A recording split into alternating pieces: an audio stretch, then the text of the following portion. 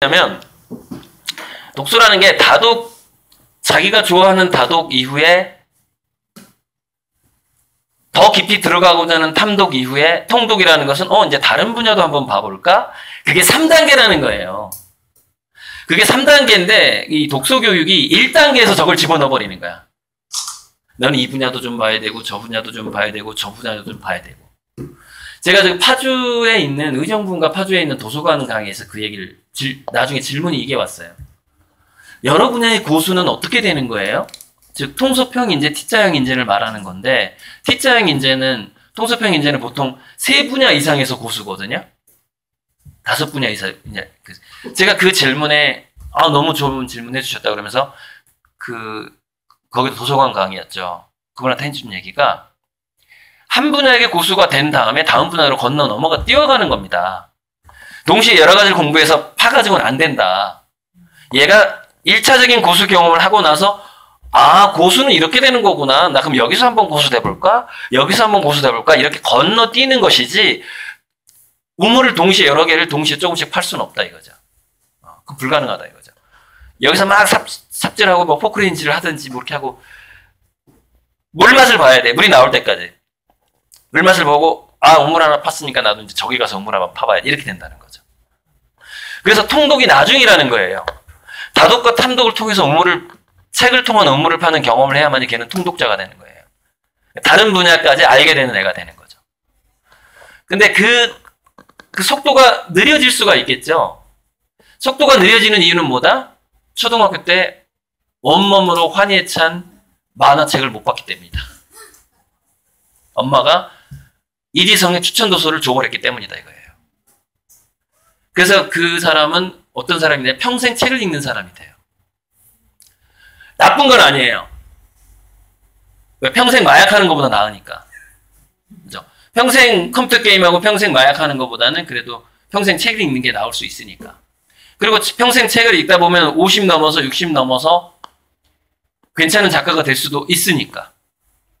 그렇죠? 근데 그 애는 책은 굉장히 많이 읽었는데 왜 세상 속에 나가서 그걸 발휘하지는 못할까? 그걸 생각해 보라는 것이죠. 그것은 온몸을 읽지 않았기 때문에. 초등학교 때. 그게 내장 안테나를 튼튼하게 하지 못했기 때문이다. 내장된 안테나. 내장 안테나가 뭐 여러 가지 뜻이 있네요. 그죠?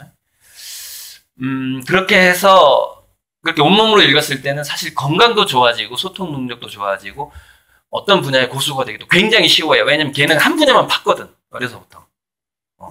환타지만 막 읽은 애가 환타지 소설을 잘 쓸 확률이 높다 이거예요. 예전에 제가 가끔 강의 때 그 얘기도 했는데 미국에서 정말 빈민층의 자녀가 영화관에 취직을 합니다. 영화관 청소부로. 그래서 17년 동안인가 영화관에서 청소를 하면서 SF 영화만 봐요. 근데 어떻게 보냐면 한 영화를 여러 번 보는 거예요. 왜? 계속 상영을 해주니까. 그래서 꿈을 키웁니다. 나는 언젠가 SF 영화의 감독이 될 거야. 얘는 학교도 안 다녔어요. 그냥 영화관 청소부만 했어요. 얘가 12년인가 17년인가 그 영화관 청소부를 하다가 시나리오를 하나 써서 헐리우드의 그 회사한테 보냅니다.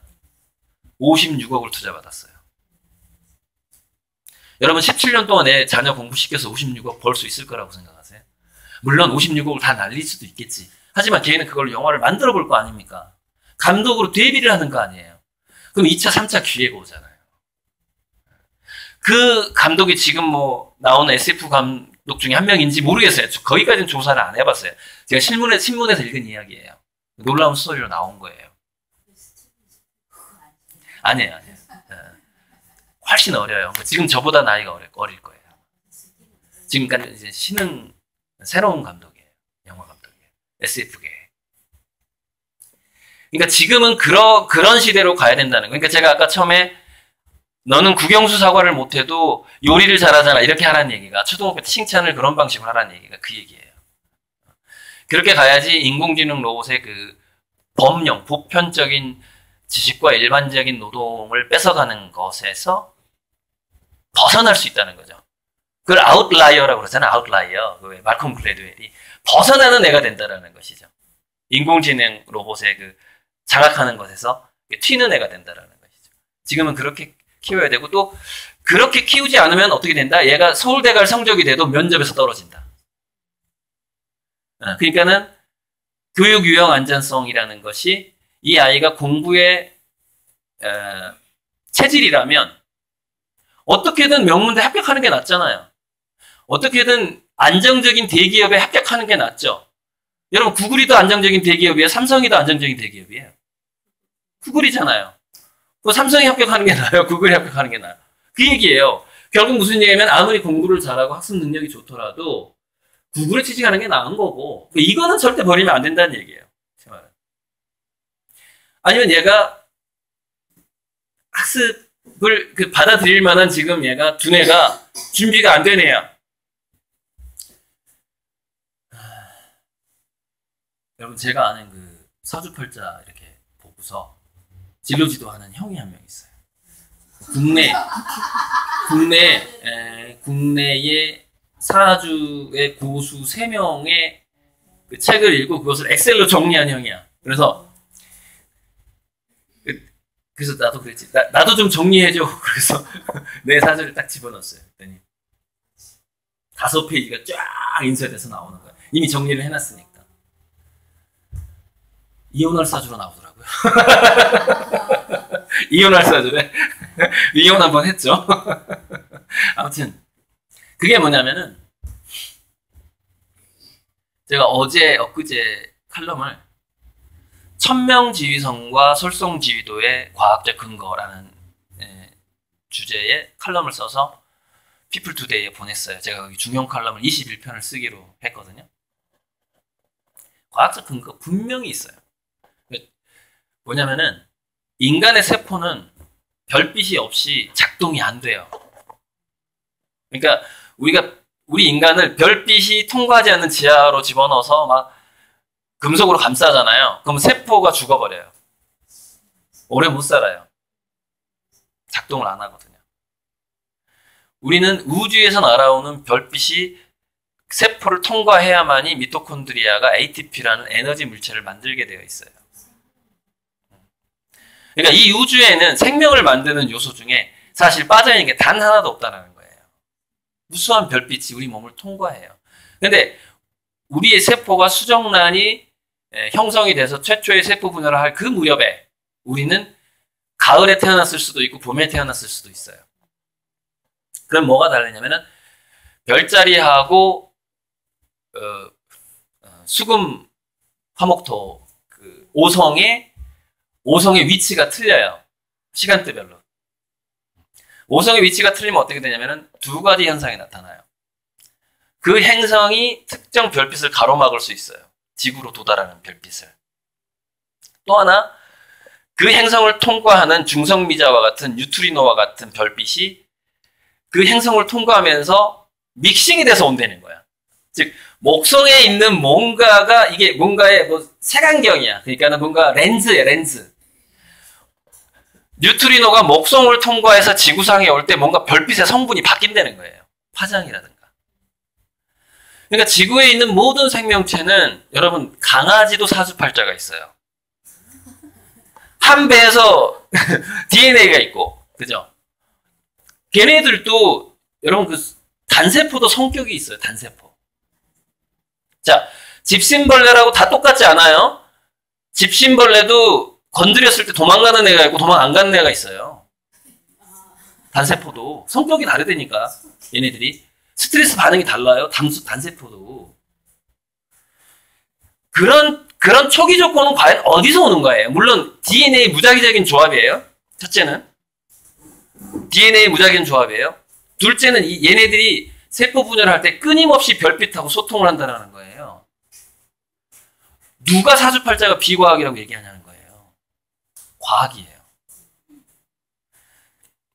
그래서 제가 빨리 포기할 사람 포기하라고 얘기해 주는 건데 자기 자식.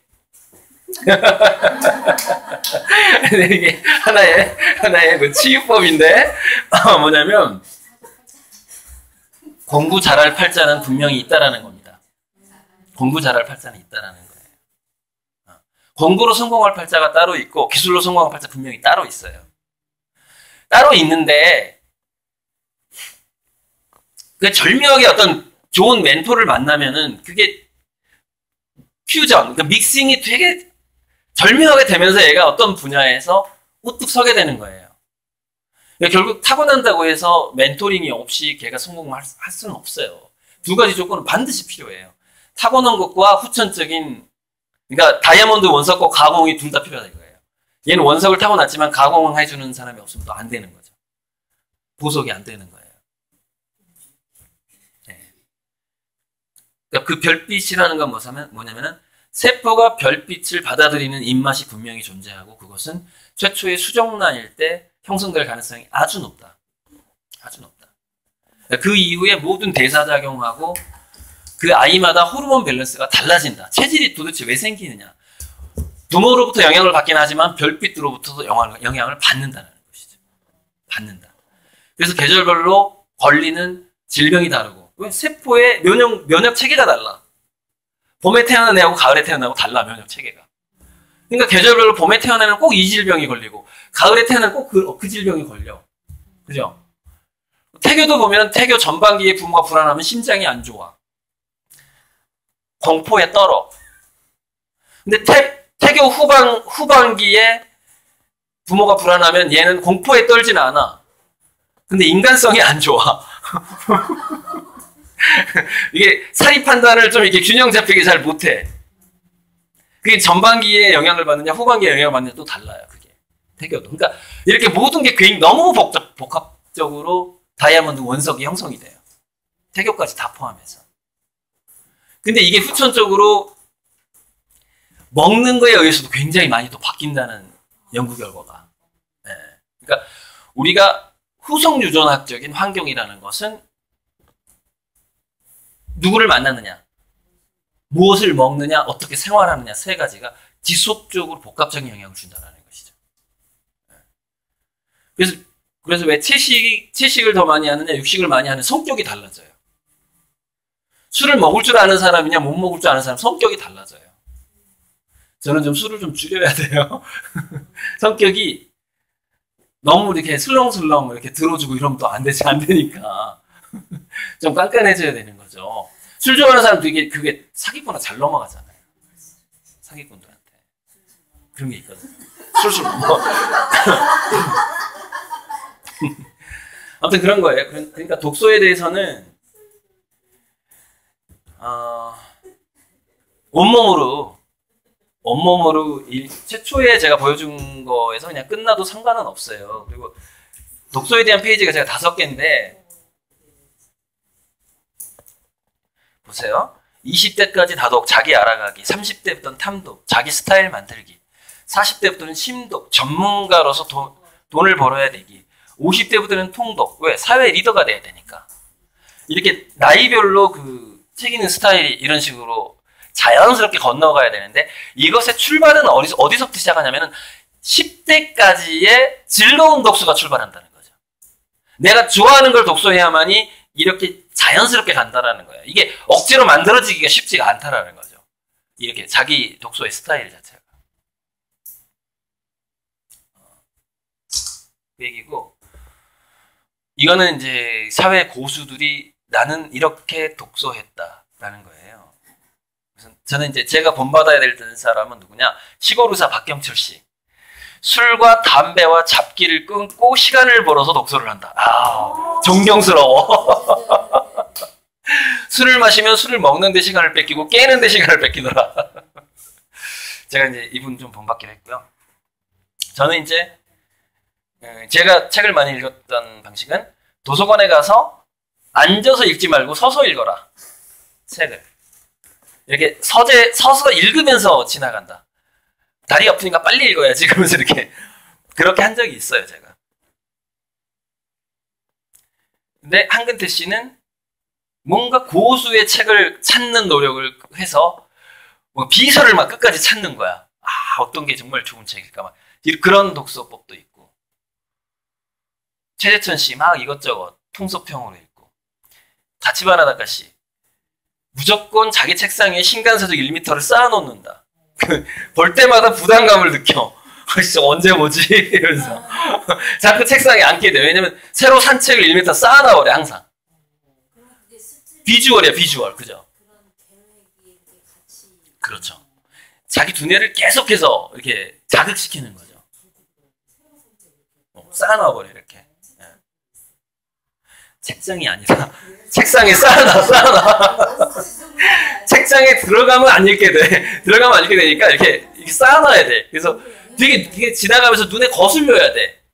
책을 쌓아놓는 게 거슬려. 그러면 최소한 대충이라도 본 다음에 꼽는다라는 원칙을 세우는 거예요. 그러면 또 많이 보게 되더라. 뭐 이런 거죠. 하루에 20권씩 보는 사람도 꽤 많고요. 저는 하루에 한 10권이 맥시멈 정도예요. 테스트를 해봤어요. 제 IQ, 제 능력으로는 10권밖에 안 돼요. 근데 아주 머리 좋은 사람도 20권씩 이게 통과를 해요. 그렇진 않겠죠. 내용파. 예. 그리고 내가 모르는 거 체크. 그러니까 책을 많이 읽는 속도는 이게 가속도가 붙어서 독서량이 많을수록 책은 더 빨리 보게 돼요. 왜냐면 목차를 딱 보면 내가 아는 내용이 이미 70%야. 뭐 어떤 거는 아는 내용이 85%야. 왜 사람들이 자꾸 짜집기를 하거든 책을 쓸 때. 그러니까 이게 내가 모르는 건 한 10%에서 20%밖에 안 되는 거야 늘. 그러니까 다른 애보다 책 한 권 읽는 시간이 5분의 1로 줄어들게 되고 게다가 숙련을 했잖아요. 읽는 속도를. 그러니까 시간이 10분의 1로 줄어버려요. 책 한 권 읽는 속도가. 그러니까 하루에 20권을 보는 거예요. 그러니까 하루에 2권 읽는 사람하고 20권 읽는 사람의 차이는 뭐다? 20권 읽는 사람은 이미 읽은 책이 많다라는 점을 가지고 있는 거죠. 한비아는 1년에 100권씩 읽으려고 노력한다. 3일에 한 권씩 읽으려고 노력한다. 안철수는 기분이 나쁠 때 책을 읽어라.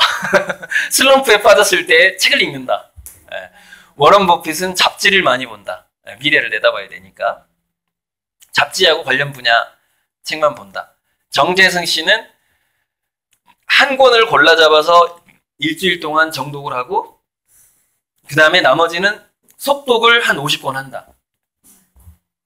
속독으로 대충 보는 책 50권하고 제대로 보는 책 서너 권을 이렇게 따로 분리를 한다. 분리를 한다. 이런 거.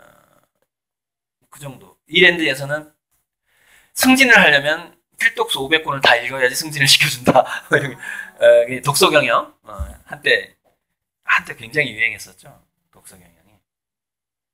다 됐네요. 다 얘기했네. 이런 식으로 독서에 대한 자기만의 전략을 세운 독서가들이 이렇게 해서 하고 있죠. 이분들이 과거에 그렇게 했기 때문에 지금 그 자리가 있기도 하는 거고. 다 됐어요. 제가 이 독서에 대한 페이지가 5개예요. 이렇게. 이걸 이제 자세히 하려면 좀 오래 걸리겠지만 이렇게 5개. 그리고 이거 꼭 얘기해야 된다. 왜냐면 미국에 있는 유튜브 구독자가 저한테 질문을 했어요. 전화로. 제가 이렇게 얘기했어요. 기존의 고수들이 하는 강의는 책을 한 3,000권 정도 읽은 효과가 있을 수 있다. 1시간에 1,000권. 고수의 강의에 1시간 강의를 들으면은 내가 1,000권 읽은 것만큼의 내공을 일단 가져갈 수가 있어요. 그래서 고수들의 강의를 듣는 것도 중요하다. 그랬더니 그 미국의 구독자가 뭐라고 그러냐. 아니 선생님이 이렇게 얘기했잖아요. 문서가 음성보다 50배에서 26,000배 더 빠르게 인식된다면서요. 그럼 선생님은 아니 강의 때 이렇게 얘기해놓고 실제로 이건 사실이에요. 왜냐면 내가 이야기로 스토리텔링으로 정보를 전달하는 것보다 이렇게 도표를 이런 마인드맵이라든가 문서를 이용하면은 정보 파악 속도가 최소 50배가 빠르다는 거예요. 시각과에서 왜냐면 두뇌는 인간은 시각적인 동물이라는 거예요. 80%가 시각에 쓰니까 이 두뇌가. 그래서 청각은 개하고 이렇게 좀 이렇게 그죠? 뭐 어류 이렇게 새들 이런 애들이 뛰어나잖아. 청각은 특히 박쥐 그죠? 초음파까지. 근데 인간은 시각화된 동물이다 보니까 귀로 들어가지고 하기가 좀 쉽지 않고 동영상을 보더라도 시간이 좀 걸려요. 동영상은 시간이 걸리는데 이렇게 인포그래픽으로 돼 있는 것들이라든가 문서로 훅 요약된 것들은 굉장히 빠르게 머릿속에 그게 들어온다라는 거죠. 그래서 어떤 집단의 리더들은 대부분 문해력이 좋아요. 문자를 파악하는 능력이 좋은 이유가 뭐냐면 그만큼 부하 직원들보다 빨리 봐요. 정보를 빨리 파악을 해. 그래서 그 미국의 어떤 그룹의 그 CEO는 자기 밑에 책을 읽어서 A4 한두 장으로 정리해주는 직원만 5명이 있어요. 그 직원들은 책 읽는 게 일이에요. 신간이 나올 때마다 그 책을 A4 한두 장으로 정리해서 CEO한테 주는 거예요. 그러면 그 사람은 딱 한두 장 딱 보고 그걸 딱 파악하는 거예요. 그 대신 요점 정리를 잘하는 애를 쓰겠지. 핵심을. 그리고 그 사람, 그 직원은 그 CEO가 뭘 알고 있고 뭘 모르는지를 다 알고 있지, 이미. 그죠? 그래서 그 책에서 우리 CEO가 참고해야 되는 이거다. 그걸 도표로 딱 보여주는 거죠. 우리나라 그룹에 그런 사람 있을까요? 책 읽어서 요약해주는 사람만 5명씩 월급 주는 사람이? 과연? 그죠? 그게 뭐냐면은 문서가 음성보다 정보 파악 속도가 빠르기 때문이에요. 그런데 그거는 콘텐츠를 쌓고 내가 몰랐던 것을 자기가 이미 가지고 있는 그물망 안에 채워넣는 작업에 있어서 그렇다는 얘기예요. 부족한 콘텐츠를 채워넣는 작업에 있어서는 그게 훨씬 빠르다. 물론 기본적인 구조 파악도 되지만 구조가 있는 상태에서 그게 들어오거든요. 그러니까는 그럼 고수의 강의를 듣는 건 뭐냐? 바로 그 그물망, 구조를 만드는 데 있어서 빠르다 이거예요. 그래서 강의는 지혜를 늘리는 데 빠르고 독서는 콘텐츠를 늘리는 데 빠른 거예요. 그 차이가 있는 거예요. 네, 먼저 들어가세요. 지금 자녀들이 올 시간이 돼서 네. 강의 다 끝났어요. 끝났어요. 독서까지. 도서관 강의로는 아주 뭐 거의 뭐 95점짜리 강의였죠. 아무튼 질문 받고 이제 끝낼게요. 그냥 12시 반에 딱 10분 후에 딱 끝내는 걸로 하자고요. 아까 전에 대안학교 잠깐 말씀하셨는데 대안학교 그 공교육에서 장점을 받아서 이렇게 활용하는 것도 좋긴 하지만 대안학교도 저희가 모르는 그러니까 일반적인 대안학교 말고 정말 이렇게 애들한테 도움이 될 수 있는 그런 대안학교가 주변에 좀 있는지 잘 모르겠더라고요. 그렇죠. 네. 대안학교의 장단점 이런 것 좀 말씀해 주시면 어떨까요? 제가 이런 상담을 막 출장 상담까지 막 했고요. 그래서 학교 자퇴시키는 애들도 많아요, 제가. 초등학생도 막 자퇴시키고. 진짜. 그럴 수 있어. 초등학교 4학년 한 2명 자퇴시켰어요. 중학생 자퇴시킨 애가 한 3명 되고, 고등학생 자퇴시킨 애도 한 2명 되고 이래요. 부모님도 직접 얘기하는 자퇴시키십시오. 초등학교 4학년에는 제가 어디 있느냐면 그 정도인가? 일단 부모가 자퇴시킬 준비가 딱 돼 있어. 그래서 자퇴시키고 어떻게 하는 게 좋을까? 그러니까 거기는 이제 엄마가 돈 벌기로 하고 아빠가 그 큰 애는 웬만큼 이제 정상적인 활동을 하니까 근데 작은 애가 이제 공교육에 적응이 안 되는 거예요. 그러니까 아빠가 직장을 그만둘 준비를 딱 하고 있더라고요. 그래서 자기가 타고 다니는 무쏘를 처분하고 캠핑카로 바꾸고 캠핑형 홈스쿨 아빠랑 둘째 아들이랑 그냥 전국을 돌아다니는 거예요. 그 차를 타고 카페에 차를 싣고 제주도 가고 그리고 제가 승마하고 사격을 좀 많이 시키라고 그랬어요. 승마하고 사격 제가 이제 약간 ADHD 스타일이에요. 그래서 집중력도 길러주고 운동치료로 그 ADHD를 완화시켜주는 거죠. 야외에서 몸을 움직이다 보면 이게 완화가 되니까. 그런데 부모 중에 둘 중에 한 명이 정말 그 애처럼 그냥 캠핑카 하고 아예 그냥 24시간 그 애한테 투자해버리는 거예요. 부모 둘 중에 한 명이. 근데 그 정도가 안 되면 한국 사회 사실은 홈스쿨 불가능해요. 그 정도 마음을 먹어야 돼. 자, 근데 대안학교가 그 엄마 아빠도 대안학교 찾아봤겠어요? 안 찾아봤겠어요? 당연히 찾아봤지. 너무 먼 거야. 너무 멀어. 그럼 생각해보세요. 둘 중에 한 명은 돈을 벌어야 되죠. 그럼 둘 중에 한 명은 직장이 옮길 수가 없잖아요. 묶여있잖아요.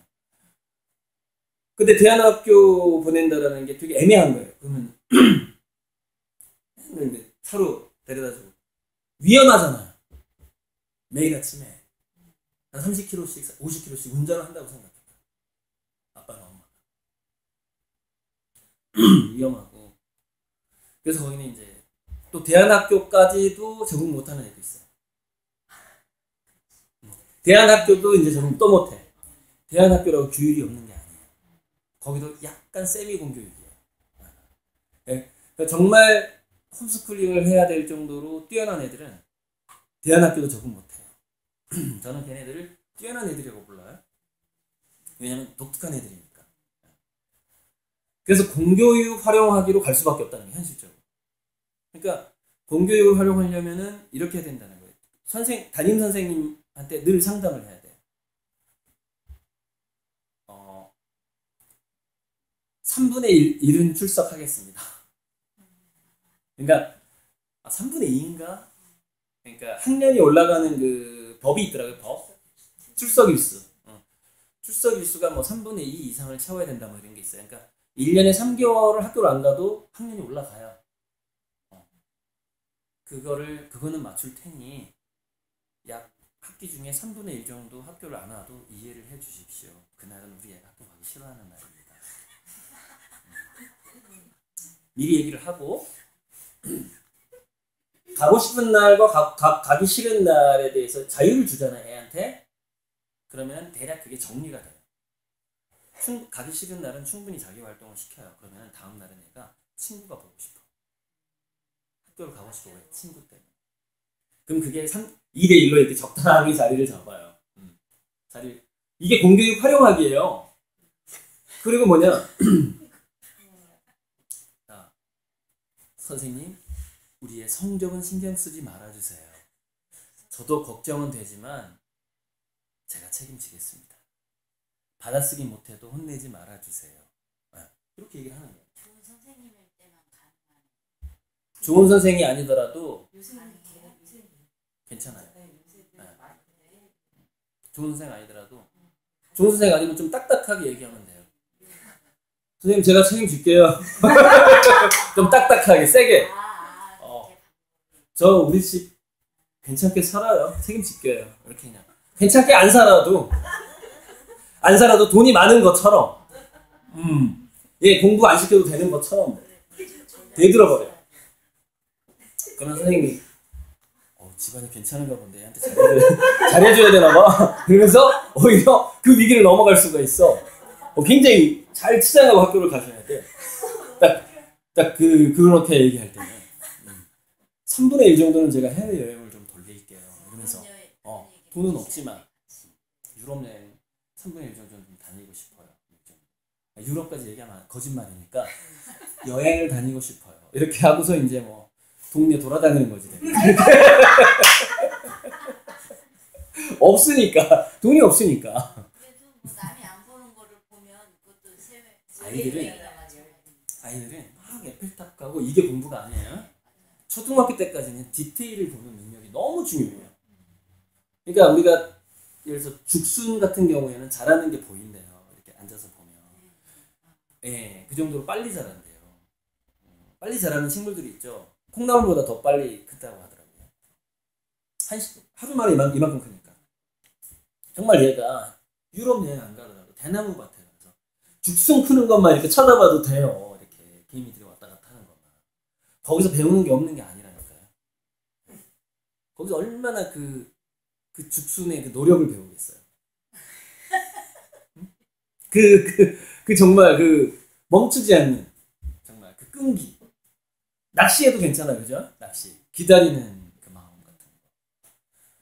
그렇게 3분의 1을 놀리시는 방식으로, 그리고 국영수사와 다 무시하는 방식으로 우리 애한테 지금 100만 원씩 국가에서 주고 있다는 사실이 좀 많고. 돈 아깝잖아. 최대한 이용해 먹는 거야. 최대한. 대안학교조차도 답이 될 수 없다는 말씀. 대안학교 적응 못하고 거기 포기하는 애도 꽤 있어요.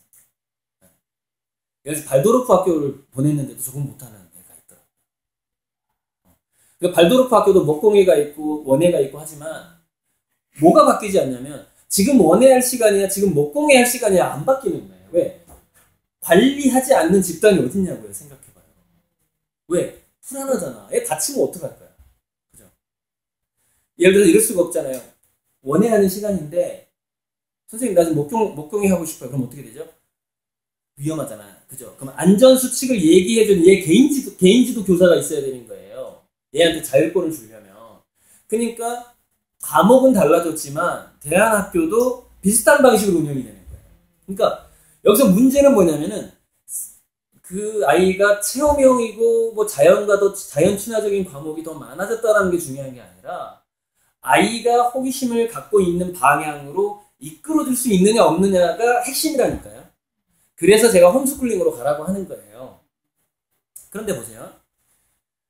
국영수 사과 시간에 너 국영수 사과 빵점 맞아도 돼 해버리면 엄마가 너 그 안 맞아도 돼 꼴찌해도 돼 하면은 애들이 국영수 사과 시간에 낙서를 할 수가 있어요. 마음 놓고. 왜? 저건 무시해도 되니까 나는 이거에 집중해도 되거든. 근데 얘는 낙서를 통해서 막 이제 자기 상상력을 키우는 중인 거예요. 사실 학교의 모든 수업보다 더 중요해요. 낙서하는 게. 따지자면 지금 시대는 그래요. 국영수사가 5과목보다 더 중요한 게 초등학교 때 낙서하는 거예요. 이렇게. 그걸 방해하면 선생님 방해하면 안 되는데 또 방해를 해요. 선무당에 사람 잡는다고. 자기 또 교대 나왔다 이거죠. 교육자의 의무라는 거지. 이걸 방해하는 게. 그래서 국영수사과보다 더 중요한 걸 방해한다니까요. 정말 그 불행한 일인데 그래서 빨리 동아리로 바꿔버리라는 거예요. 지금 너무 방해를 하는 거야. 애들의 상상력을, 공교육이. 자, 그러면 집에서 좋아. 근데 이제 인구가 많아. 이렇게 학원에 애들이 많으면 너는 이렇게 너 뒤에 앉아서 낙서하면 되잖아. 뒤에 앉아서. 이게 공교육 활용하게 되니까 이게. 뒤에 앉아서 하기 싫은 공부 안 하고 막 낙서하는 거야. 막 쓰고 막 이렇게 하고 막 자기가 좋아하는 만화책 보고 막 스마트폰 보고 스마트폰 압수 안 하면 엄마 나 스마트폰 안 하면 안 되는데 그러면은 압수형 스마트폰 하나 더 줘. 대신 너 선생님한테 절대 들키면 안 돼. 그래서 검색형 스마트폰 하나 더 사줘. 차라리 얼마 안 하니까 그죠? 인터넷 데이터 무료 해주고 이거 유튜브에 올라가지만 제가 왜 이렇게 자신 있게 얘기하냐? 그 얘가 결과가 훨씬 좋아요. 미래. 그러면은 그래서 이렇게 초등학생들 그 스마트폰도 이렇게 제지하지 않는 게 지금 초등학교 5학년 남자인데 핸드폰이 없어서 이제 핸드폰을 해줄겠는데 저는 폴더폰을 얘기하고 아빠는 그냥 스마트폰 해줘라는데 패드를 해줘. 패드 큰 걸로. 큰 걸로. 왜냐면 큰 건 학교에서 들키지 않을 수가 없잖아요. 그죠? 작은 건 들키잖아요. 그러니까 얘는 작가님 대단하시다. 네, 큰 거를 줘버리면 근데 통화도 되는데 이어폰으로 통화가 되는데 이게 너무 커. 그죠? 금방 들키하고 학교에서 어느 정도 통제가 되겠죠. 그 대신 낙서해라고 얘기를 해줘야 되고. 그래서 얘가 이제 올 때는 그걸 보면 이제 영상, 비주얼이 굉장히 좋아지기 때문에 영상 세대에 굉장히 유리해지죠. 게임만 열심히 할 것 같아요. 그래도 상관없어. 게임 세상인데 헤쳐나갈 방법을 찾아주는 오히려 취업률이 올라갈 수가 있어.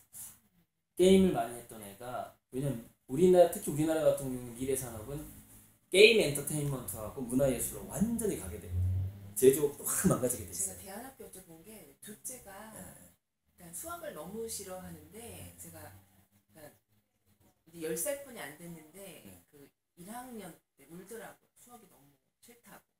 그래서 수학을 하지 말라고 그랬어요. 그걸 하지 말라고 네, 하지 말라고 그러고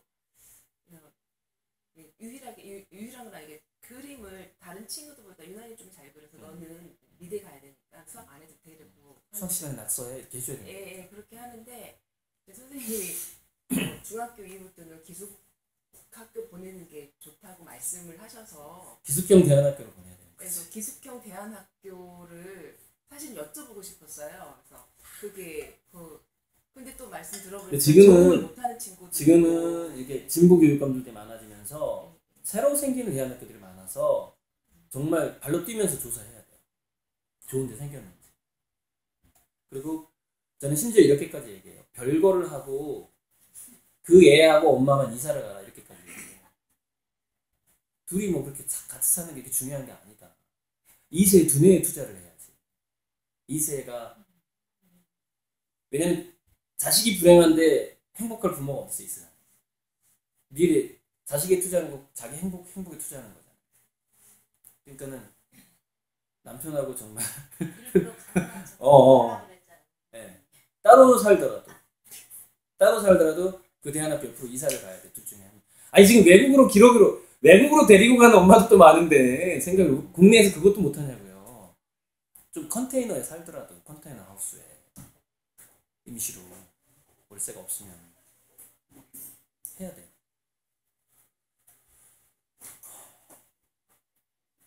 충격적이지만 적응하기 힘들지만 그 정도까지 해주면 보답은 와요.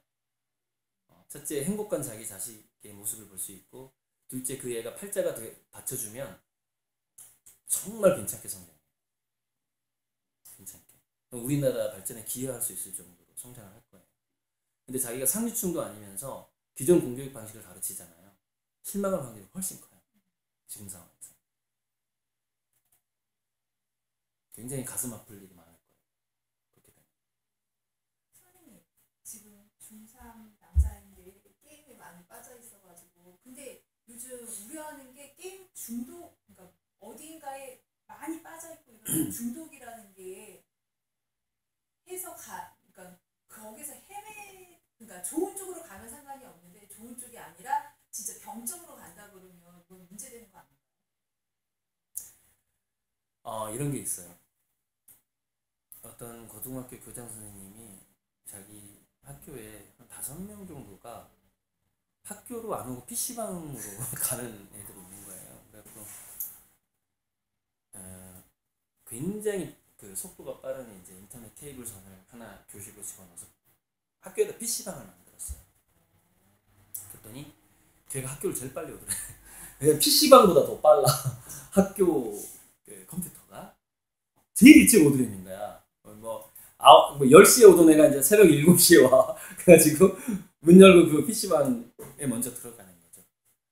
걔가 전 세계 게임 대회에서 1등하고 SK에 합격했어요. 자, 누군가가 문제가 되느냐 인재가 되느냐는 부모가 환경을 어떻게 만들어 주느냐가 거의 80%를 좌우해요. 무슨 얘기야? 우리 애가 게임을 즐기고 있는 것인가 게임에 중독되는 거라는 관점도 마찬가지예요. 어쩌면 그것은 즐기고 있는 것인지도 몰라요. 예를 들어서 이게 중독이라면 알코올 중독은 뭐예요? 알코올만 하고 다른 거 안 먹죠. 소주하고 새우깡만 먹잖아요. 우리 애가 게임 중독인 것 같은데 아침밥도 먹고 급식도 받아 먹고 가끔 가다 친구들이랑 축구도 해. 그럼 중독 아니에요. 게임을 즐기고 있는 거지. 얘는 친구랑 축구하는 것도 싫어하고 책 읽는 것도 싫어하고 밥까지 안 먹고 게임만 하고 있어. 그럼 중독이지. 중독의 기준을 왜 부모가 마음대로 중독이라고 하냐고요. 즐기고 있는 거지 지금. 그러면 어떻게, 제가 강의에서 저번에 강의도 얘기했지만 어떻게 해야 되냐면은 걔를 라스베가스 게임장에 데리고 가야 된다니까요. LA에 비행기 타고. 내가 너한테 이 지구상에서 최첨단 게임을 한번 맛보게 해줄게. 엄마가 500만 원을 저축했어. 갔다 오자. 야, 비행기표 제일 싼 시즌 빨리 골라와. 엄마 방학 때는 비싸. 휴학해. 학기 중에 한 달 갔다 오자. 그러면 그게 게임을 즐기는 거예요, 중독이에요. 부모가 태도가 그렇게 바뀌었다. 야, 너 여기서 하지 말고 63빌딩 가서 게임하고 와. 엄마가 카드하고 차비 줄게. 학교에 내가 얘기해줄게. 2박 3일 게임 여행 갔다 와. 서울에 있는 그 롯데타워하고 63빌딩에 최신 그 가상현실 게임이 들어왔대. 요즘 신축 건물은 그게 다 들어갑니다. 신축 건물일수록 가상 게임장이 있어요. 뭘 의미하는 줄 아세요? 롯데타워에 놀러 갈 만한 상류층 자녀를 둔 애들만 그 게임을 경험하고 있다는 걸 의미합니다. 아시겠죠? 나는 상류층 아닌데 롯데타워에 가상현실 게임장 너 갔다 와. 이렇게 해야 된다고요. 그게 중산층의 바벨 전략이에요. 애가 즐기는 거에 돈을 확 몰아줘 버립니다. 그러면 걔는 상류층 자녀를 따라잡을 확률이 있어요. 스티브 잡스 부모가 스티브 잡스 때 확 몰아줬던, 그러니까 스티브 잡스를 만든 스티브 잡스 양부모잖아요. 양부모의 투자가 한 가지가 있었대요. 후대 스티브 잡스 전기를 다 연구한 사람이 얘기한 거야. 딱 한 번 몰아줬대. 그게 뭐냐면 스티브 잡스가 중학교쯤 될 거야 아마. 학교가 너무 재미없는 거예요. 학교가 그냥 기존 우리나라 공교육 같은 학교를 이제 다녔고, 스티브 잡스 부모는 가난했기 때문에 약간 좀 외곽 지역에 보통 공교육 학교를 다니니까 스티브 잡스가 약간 천재형이고 기인이잖아요. 너무 학교가 재미없는. 그래서 우리나라로 따지면은 무슨 자사고 옆으로 이사 가자고 한 거야. 무슨 자유령사립고 같은 데인데 막 과학 중심형의 굉장히 재밌게 그 자기가 좋아하는 것만 몰입할 수 있도록 운영하는 무슨 사립학교가 하나 있었던 거예요. 좋은 게. 근데 스티브 잡스가 지가 막 찾다 보니까 자기는 그 학교 체질이라는 걸 알게 된 거야. 근데 부모가 고민을 하죠. 자기 집을 다 팔고 땅을 다 팔아도 여기 월세 보증금밖에 안 나오는 거야. 그 학교 옆이 강남인 거예요. 땅값이 너무 비싼 거예요. 그걸 결단을 내립니다. 스티브 잡스. 전부 팔아가지고 전세인가 월세인가로 들어가요. 그리고 스티브 잡스를 그 학교에 보내요. 거기서 만난 게 누구냐? 워즈니악이에요. 거기서 고등학교, 중학교 때 사귀었던 동네 4살 위의 친구가 프로그래밍의 컴퓨터 코딩의 천재 워즈니악을 만나요. 그래서 탄생한 게 애플이에요. 그래서 그때 스티브 잡스 양부모가 그 집하고 땅을 안 팔았으면 현재 스티브 잡스 없다. 왜냐면 애들은 놀면서 공부를 해요. 근데 컴퓨터 고수랑 놀았던 거예요. 10대 때. 자기 동네 컴퓨터 고수가 있었던 거예요. 근데 그 시골에 컴퓨터 고수가 어디 있어요? 그죠? 그래서 강남에 땅, 저기 아파트 값이 올라가는 거예요. 그치? 어떤 친구를, 근데 우리나라는 그 강남으로 가면 더 망가질 확률이 높아요. 강남이 아니라 우리나라는 현재 어떻게 해야 되냐면 대안학교 옆으로 이사를 가야 돼요. 괜찮은 대안학교 옆으로 이사를 가는데 또 우리나라는 정말 좋아. 더 싸. 인천보다 땅값이 더 싸. 집값이. 여기 전세보증금, 월세보증금 빼면 거기는 아예 땅을 사서 이사 갈 수 있어. 그런데도 엄마들이 그걸 못하는 거야. 미래를 못 보고 있으니까. 미래의 부가 어떻게 이동을 하고 아이들의 두뇌는 어떻게 성장을 하고 어떻게 고수가 되고 어떻게 돈을 버는지에 대한 방식이 바뀌고 있는데 지금 중산층 교육, 기존의 중산층 교육의 패러다임 속에 있으니까 빨리 아파트 팔고 둘 중에 한 명이라도 저기 자기 신랑은 원룸으로 집어넣어버리고 원룸으로 집어넣고 애들 데리고 그리 빨리 먼저 가야 돼. 그러면 아파트 값은 떨어지고 땅값 올라가거든요 이제. 사실 이거 한 5년 전에 했어야 되는데 지금은 살짝 좀 땅값이 다 올라버려가지고 제주도 땅값 올라가는 거 봐요. 제가 5년 전, 6년 전, 7년 전부터 이 얘기를 계속 하고 다녔어요. 빨리 아파트 팔고 괜찮은 대안학교 옆으로 이사 땅도 잡고 애도 좀 자유롭게 교육시키라고. 그러면 부동산으로 돈 벌었지 그 사람들. 내 말 들었으면. 몇 명은 들었을 거예요. 아파트 2개 있으면 빨리 팔아라 막 이랬거든요. 둘 다 팔아라 그러면 이제 호도먹잖아요. 근데 2개가 없어 문제는. 2개가 없어. 하나 있는 것도 그냥 담보 꽉 차가지고 있는데. 아이고. 답이 좀 됐죠? 네. 알아보러 다녀야겠어요. 답이 좀 됐죠? 별거를 준비하세요. 근데 저는 물론 누군가는 여기 제 영상에 나빠요 누르고 너가 가정을 파괴시키냐 이러겠지만 기러기 아빠는 1년에 한 2번인가 본데요. 자식 얼굴을. 그죠? 근데 우리는 예를 들어서 한 100kg 이내로 기러기 아빠가 된다면 일주일에 한 번씩 볼 수 있잖아요. 최소한. 재밌는데 놀러 가면 되잖아요. 일주일에 한 번씩. 영국에서 조사를 했거든요. 뭐냐면은 아빠가 자녀에게 미치는 긍정적인 영향에 대해서 시간보다는 임팩트가 훨씬 더 큰 영향을 미친다라는 연구 결과가 있어요. 무슨 얘기냐면 아빠가 애하고 놀아줄 때 화끈하게 짧게 놀아주는 게 길게 오래 보는 것보다 훨씬 긍정적인 영향을 주더라는 거예요. 더 좋은 거야. 아빠가 맨날 보면은 단소리만 하는데 일주일에 한 번 보니까 잘해주고 싶어. 아빠 뭐 사줄까? 어디 놀러 갈까? 막 몸으로 놀아줘 막. 평소에는 귀찮아 하던 사람이 당신 보름에 한 번만 내려와. 그러니까 보름에 한 번씩 가서 막 공차기 해주고 막 애들이랑 몸으로 놀아주는 거야. 왜 보름 동안 안 보니까 자기도 아빠인데 애가 보고 싶어. 가끔 만나니까 막 잘해줘. 이게 훨씬 긍정적인 영향을 준다는 거예요. 여러 가지로 제가 생각하고 대안을 제시한 건데 그런 겁니다. 갑시다. 80분 됐네. 가시죠.